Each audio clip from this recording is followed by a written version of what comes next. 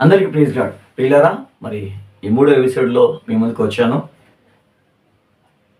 అదే ఎఫెసీయులకు రాసిన పత్రిక 24వ వచనం గమనిస్తే 5:24 వచనం గమనిస్తే, సంఘము క్రీస్తునకు లోబడినట్లుగా భార్యలు కూడా ప్రతి విషయంలో తమ పురుషులకు లోబడవలెను.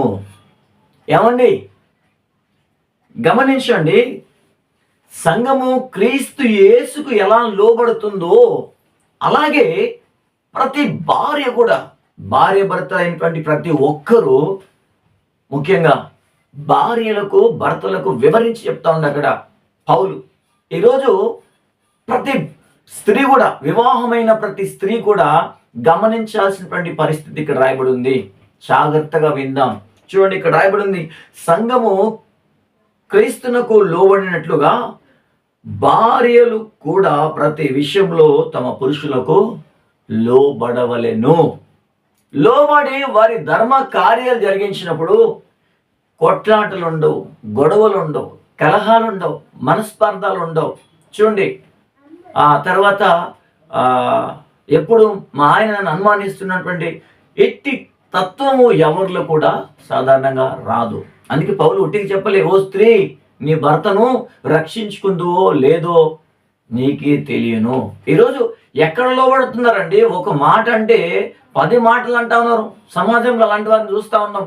నేను స్త్రీలను తప్పుపట్టట్లేదు, కానీ సమాజంలో ఆ సందర్భంలో జరిగినటువంటి సిచ్యువేషన్లో ఆ కోపానికి రౌద్రులైపోయి, చూడండి ఏం మాట్లాడతారో వాళ్ళకి కొన్ని సందర్భాల్లో అర్థం కాదండి. ప్రియులారా, వాక్యంలో రాయబడింది, చూడండి, సంఘం క్రీస్తునకు లోబడినట్లు భార్యలు కూడా ప్రతి విషయంలో, ఒక్క విషయంలో కాదండి, ప్రతి విషయంలో వారు భర్తలకు లోబడినప్పుడే వారు దీవించబడతారు, ఆశీర్వదించబడతారు.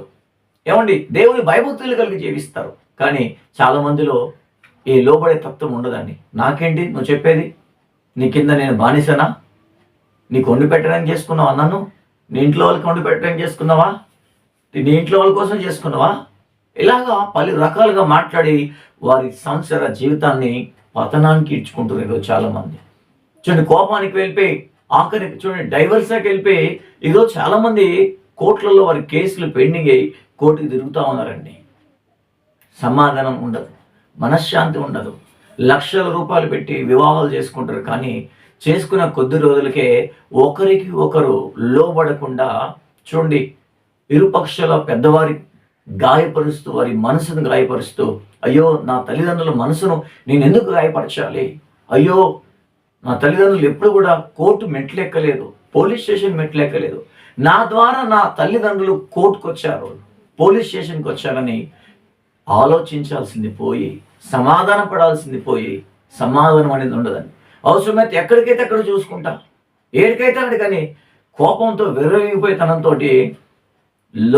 లోబడకుండా జీవిస్తారు తప్ప లోబడాల్సింది పోయి. అలా వాక్యం చెప్తుంది, తను తగ్గించుకున్నవాడు హెచ్చించబడతాడు. ఈరోజు తగ్గించుకో, ఒక సమయం వస్తుంది, ఆ రోజు దేవుడిని హెచ్చిస్తాడు. కానీ నువ్వు ముందే హెచ్చించుకొని తర్వాత తగ్గించబడతావా? యువర్ చాయిస్, నువ్వే ఆలోచించుకో.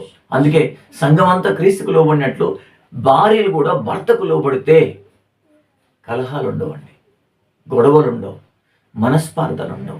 అందుకే పౌలు చెప్పాడు, భార్యలారా వారి ధర్మాన్ని జరిగించాలని పౌలు స్పష్టంగా తెలియజేశాడు ప్రియులారా. కాబట్టి ఈరోజు మనం గమనిద్దాం, ఎలా ఉన్నావు? నీ భర్తతో సమాధానం కలిగి ఉన్నావా? ఒకవేళ సమాధానం లేకపోతే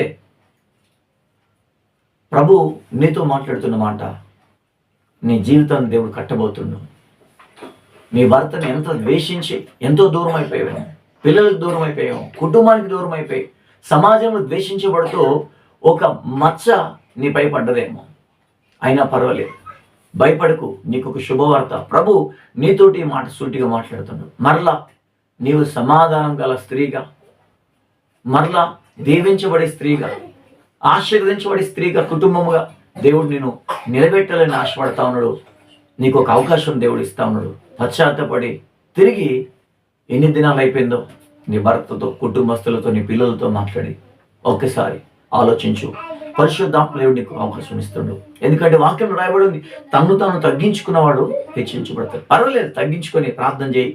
నీ జీవితాన్ని దేవుడు జయ జీవితంగా మార్చబోతుండు. God bless you. దేవుడు మిమ్మల్ని దీవించి ఆశీర్వదించును గాక. 4వ ఎపిసోడ్లో మనం కలుసుకుందాం. God bless you.